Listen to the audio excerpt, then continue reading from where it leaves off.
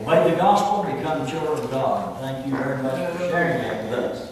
What a joy it is to be here this afternoon, or this weekend. It's always great to be with Richmond Hill congregation. I want to express my appreciation to the congregation, Brother Riley, for the invitation to be with you and to be a part of this lectureship.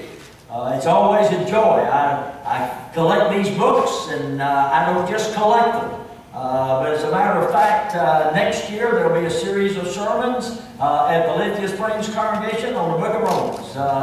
There's been one on John, there's been one on Peter, because the lessons that you men have prepared and delivered, I don't think folks see the value, and I don't get any royalties off of these. Ronnie doesn't send me a check and say, well, here, this is your part of the books that we have sold. But I will tell you, I don't think folks realize the value in their Bible study of lectureship books like this. Because what you have are men who have taken these topics and they have researched them. So I want to express my appreciation to all of the men who have spoken. What a joy it has been to hear Brother Richard this morning, Brother Andrew, Brother Randy. I'm looking forward to the other speakers this afternoon. And so I want you to know it's a joy to get to be with you, and thank you so much for the invitation.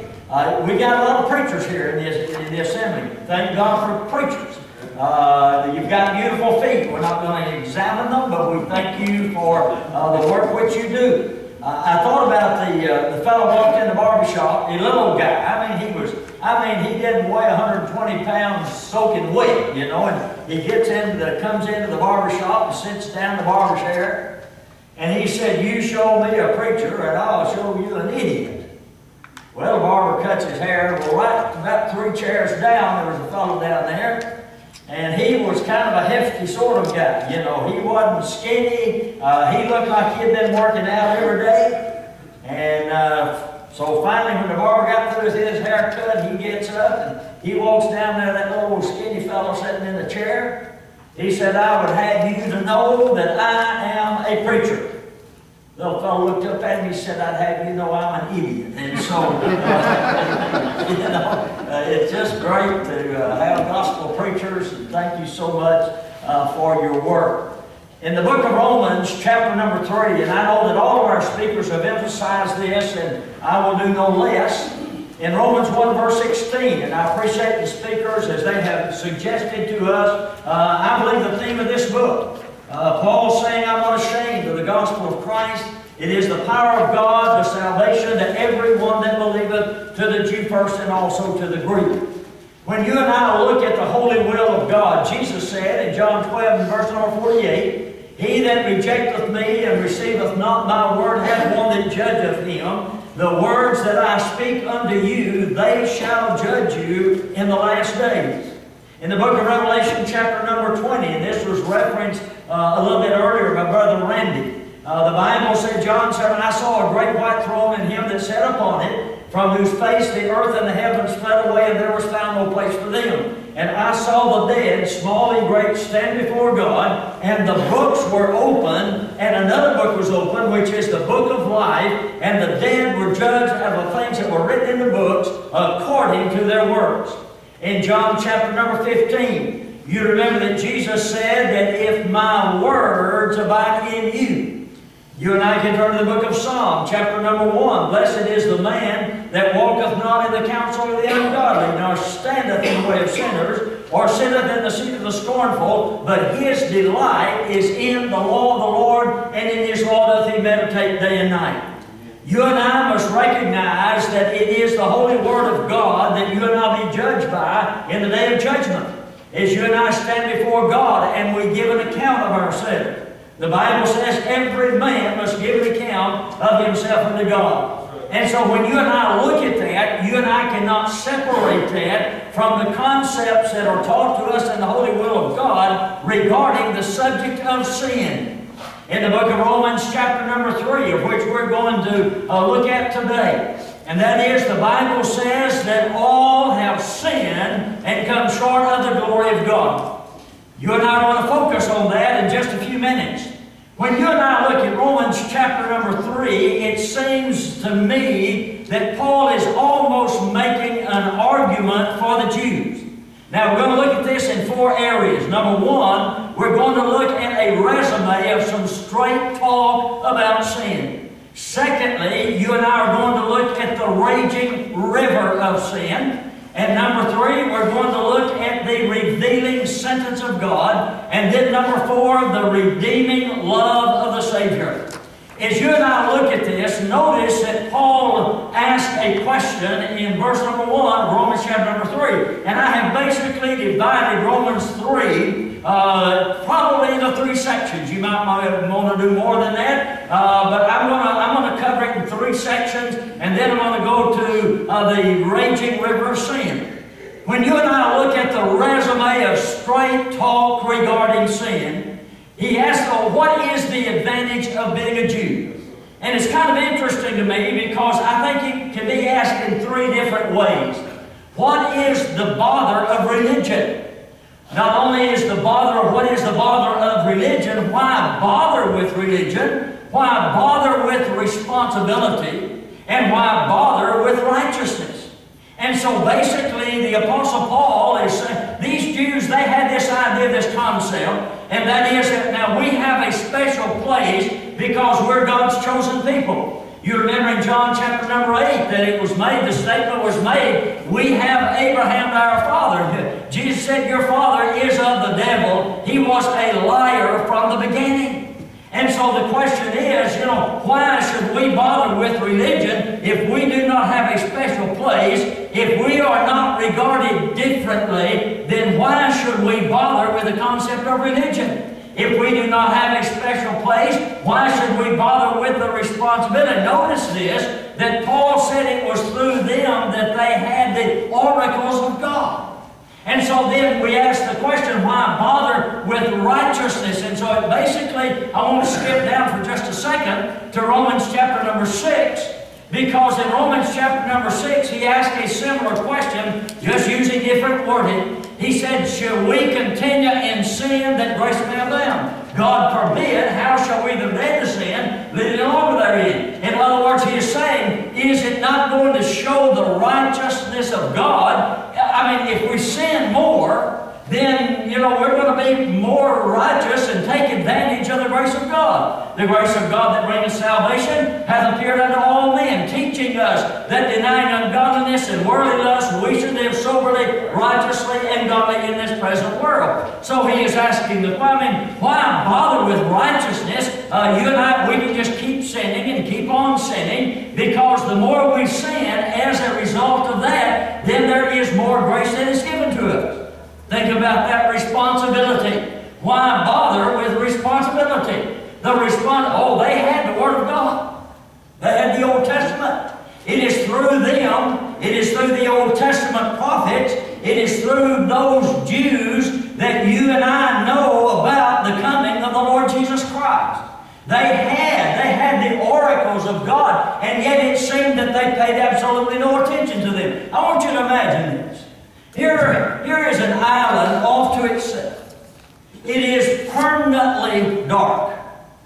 And so there is only one way off of that island. And that one way is a narrow bridge that will take an individual to another island that has permanent light. Now, these individuals, the only way to get across to the other island is simply to cross that bridge. Now, I don't know about you, but if I'm going to cross a bridge that is permanently dark, I'm going to want more than just a little pin light. And so it seems to me that Paul is simply saying that the Jews, these men, they had something more than a pin light. That here on the other side, they had the oracles of God. They had, a spotlight. Something that you can see, something that you can see clearly. And so individuals, when they leave this island of darkness and we're going to a place of light. You remember John made this statement. John said, in him was life, speaking of Jesus Christ, and the life was the light of men. The Bible says men love darkness rather than light because their deeds are evil. And so we find that here these Jews, they had the oracles of God. They had the spotlight. They could have guided to the coming Savior. They could have guided men to Jesus Christ, the Son of God. They could have shined that light, but instead, they darkened it. That instead, I remember, was at a cemetery. You know, many times go to the cemetery. You go, if you're traveling from the funeral home or the church building, you go to the cemetery and you have your headlights on.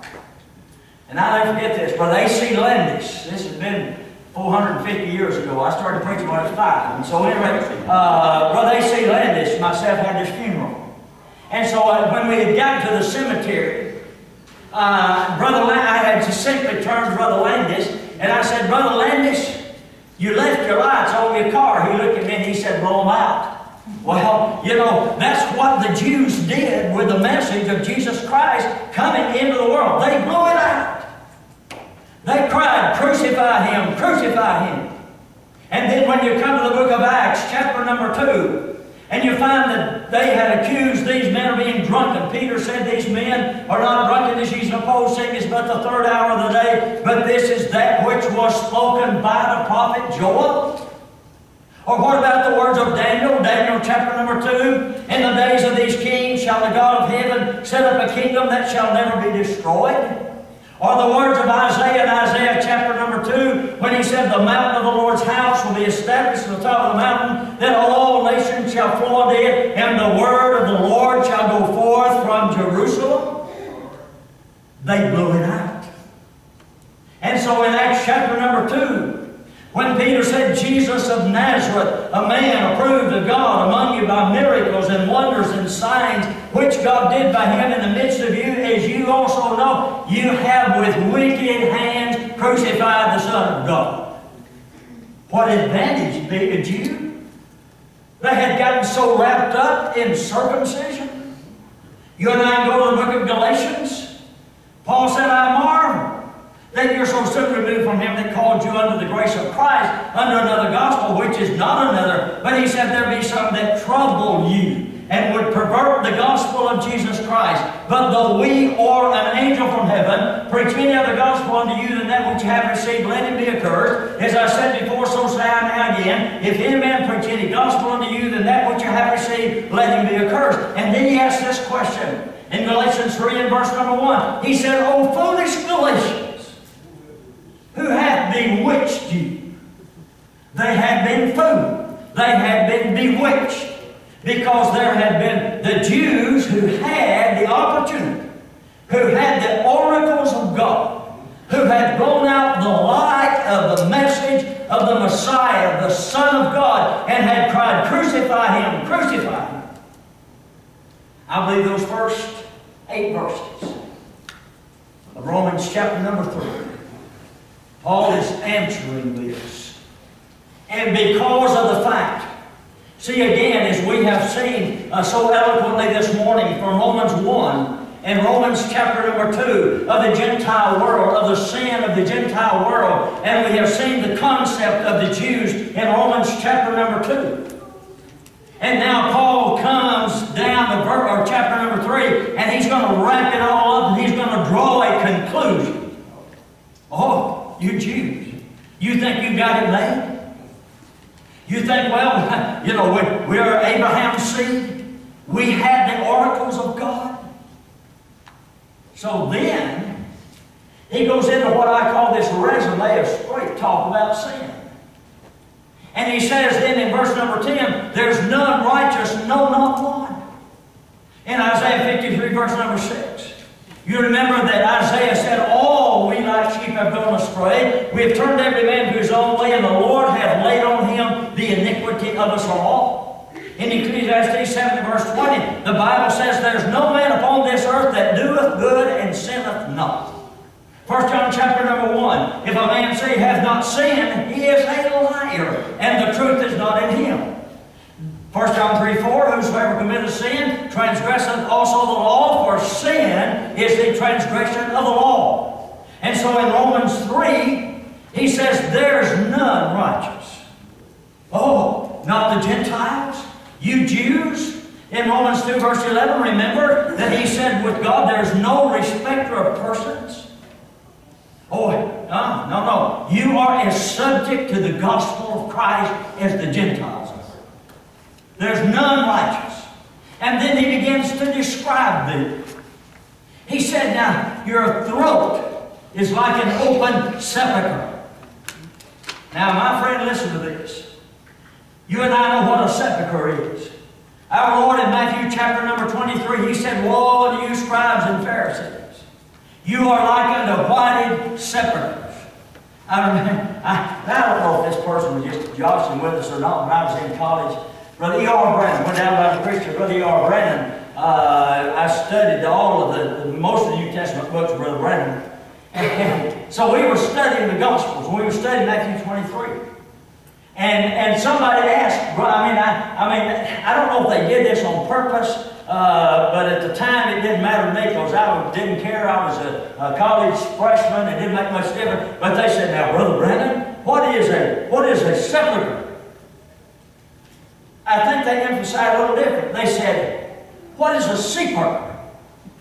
Brother Brandon said it's a bird that goes out to sea and puckers. Well, that's not what a sepulchre is.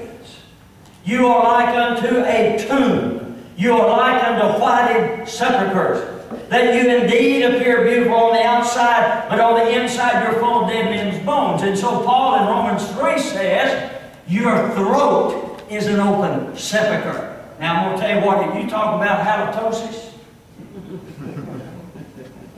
Huh? Have you ever wanted to have a piece of gum in your pocket and hand it to somebody? I mean, it reminds you of Job's 3 friends, Bildad, Eliphaz, and Zophar. They stayed so far away from him because he had bad breath. And so when the Bible says your throat is an open, they had a bad case of halitosis. And if you look at the text, he talks about their mouth. Their mouth, it spews forth the wrong kind of message. In James chapter number 3, you and I remember that James said, my brethren, be not many teachers, knowing we shall receive the greater condemnation. For in many things we offend all, but if any man offend not in word, this man is able to bridle. If a man can bridle his tongue, the Bible says then he can bridle the whole body. We put bits in the horse's mouth that they may obey us. Oh, the great ships, though they be so large, yet are they driven by a very small helm. And so someone made the statement that the most ferocious animal in the world has its den just behind the teeth.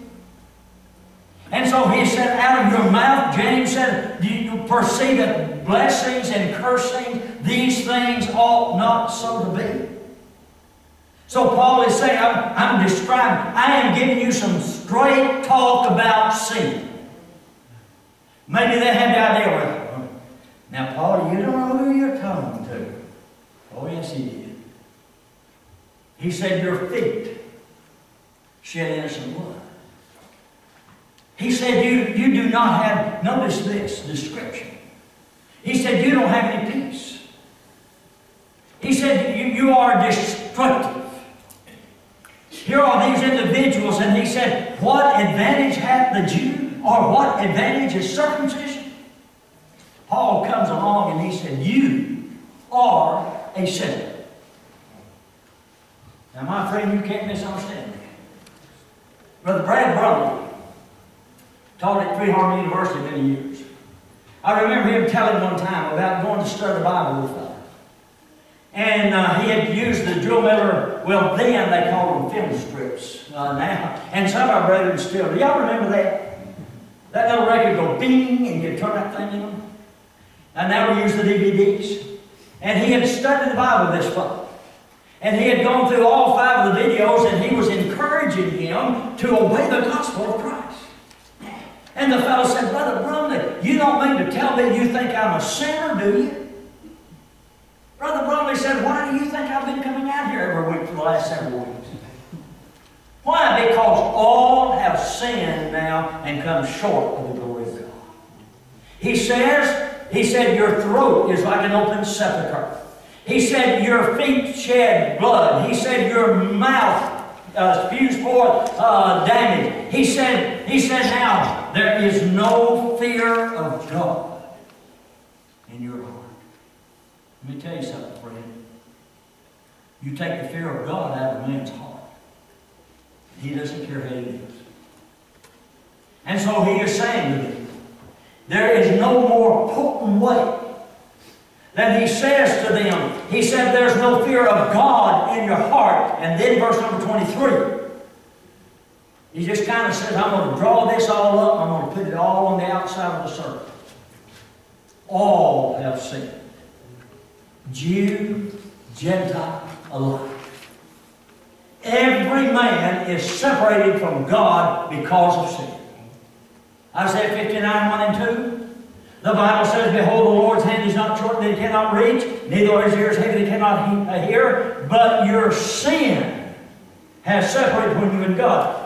Sin builds a wall between us and God. It built a wall between the Jews and God. It built a wall between the Gentiles and God. Sin builds a wall between man and God. Now there's a way to remove that. And down in verses 25, 24, and 25 in this chapter, he talks about that we've already looked at the word sin. And then, but he talks about justified. That men are justified by the blood of Jesus. The word justified, and I'm not a Greek scholar at all. I appreciate you men who are. I'm not. I ate in a Greek restaurant in Michigan one time. That'd be the closest thing I'd ever get to it. And so I'm not a Greek scholar. But I understand that word justified carries with it the idea of just as if I had not sinned. Isn't that powerful? Just as if he said you're justified. He talks about redemption. I'm going to come back to that in a few minutes. He talks about redemption. You've been redeemed. You have been purified. Oh, Christ is a propitiation for our sins. Now think about this. Paul is saying to these folks, all have sinned and come short of the glory of God. There's none righteous, no, not one. Your throat is like an open sepulchre. There's no fear of God in your heart. You are destructive. You have no peace. And then he comes with redemption, justification. He comes and he said, I'm going to tell you, Jesus Christ is a propitiation for our sin. I remember the words, as you do, I'm sure, of Paul, 1 Timothy chapter 2. When the Bible says God would have all men be saved and come to a knowledge of the truth. All you, we like sheep, have gone astray. But we also know from Matthew chapter 11, Jesus said, you come unto me, all ye that labor and are heavy laden, and I will give you rest. Take my yoke upon you and learn of me. I'm making lowly in heart. You shall find rest in your soul. My yoke is easy and my burden is light. Number one, a resume, a straight talk about sin. Number two, I want to transition. When you and I think about sin, I want to go back to the Old Testament. And you can turn your Bibles, if you like, to the book of Psalm number 2. Because I believe in Psalm number 2, we have this description there of the things that Paul has written about in Romans chapter number 3. Now, the second point that I'm making is the raging river of sin. Listen to what the psalmist said in Psalm 2. Why do the heathen rage and the people imagine vain things? Oh, he said their leaders, I'm paraphrasing, their kings, their counselors, what have they done? They have counseled together against the Lord and His anointed. He says they do not want to be bound by any cords. I want to ask you a question. Is that not what we see in our world today? Oh, we don't bind me with your Bible. Don't bind me with any God stuff. Don't bind me. See what we have done today. Men, the raging river of sin. We said, why do people imagine vain things? I mean, their minds are common.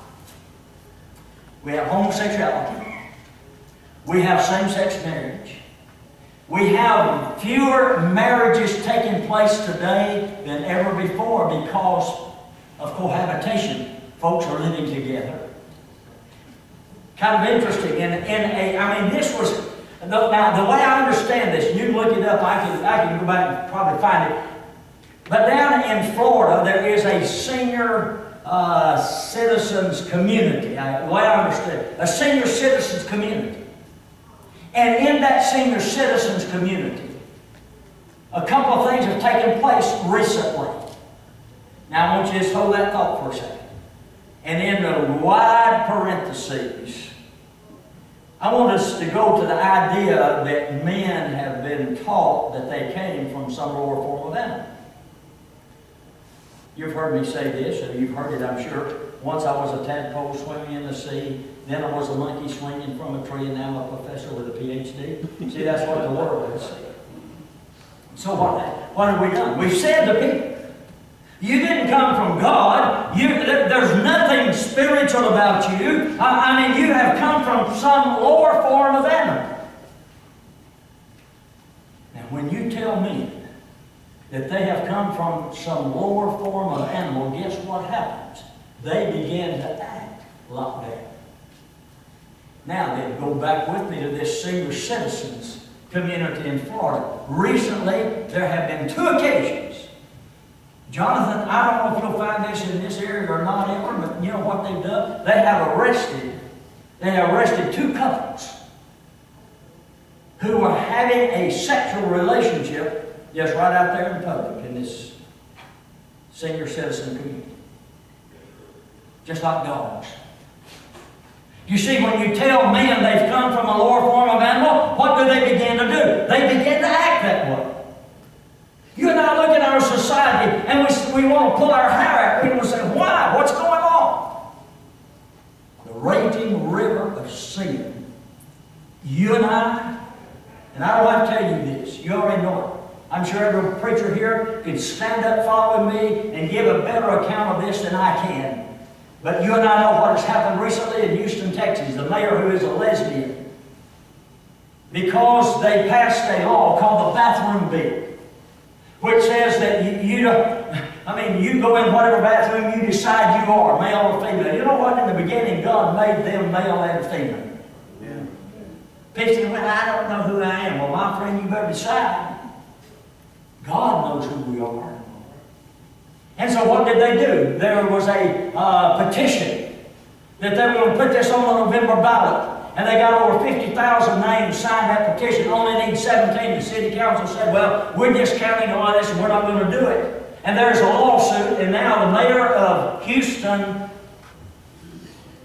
the sermons of the preachers have been, not the preachers involved in the lawsuit, but the preachers who were against it, their sermons and outlines and their words have been subpoenaed because we want to see who's against this. And you and I sit here and think, well, that ain't going to happen. It's happened. It's happened. The raging river of sin. We look at it. We see it even in the church of the Lord Jesus Christ. Number 3. We see the revealing sentence of God. In Romans chapter number 3. And then again in Romans, you remember in Romans 6. What does the Bible tell us?